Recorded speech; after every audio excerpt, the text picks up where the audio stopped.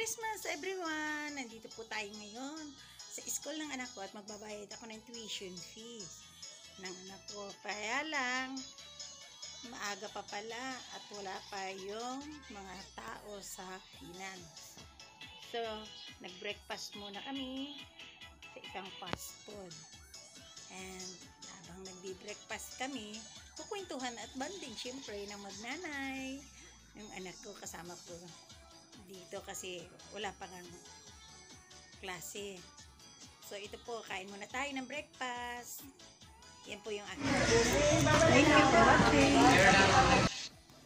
And kuha-kuha muna tayo ng pictures sa kanilang school. Ito po yung school nila. Yung Christmas tree nila minantaas. At yan ang bagong building nila. And pagkatapos nga po, tapos na tayong magbayad, punta naman tayo sa ito na nga po kami, nasa SM po kami at tinadalaw ko si malaking Santa Claus. Ito po ang lagi kong pinupuntahan dito sa SM, yung Santa Claus at itong seatings arrangement nila dito sa mga decoration. And by the way nga po pala, mas maganda po palang pumunta rito kapag gabi kasi makikita ninyo talaga yung ilaw. Ayan, iba't ibang klase ng ilaw. Napakaganda po nito sa gabi.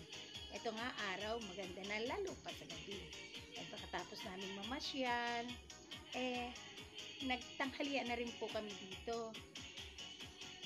Para pagpasok ng anak ko, nakakain na siya ng tanghalian.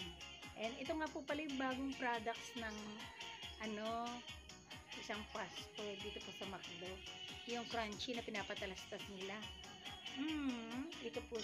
Thank you for watching my videos. Please subscribe and like and share. Thank you for watching.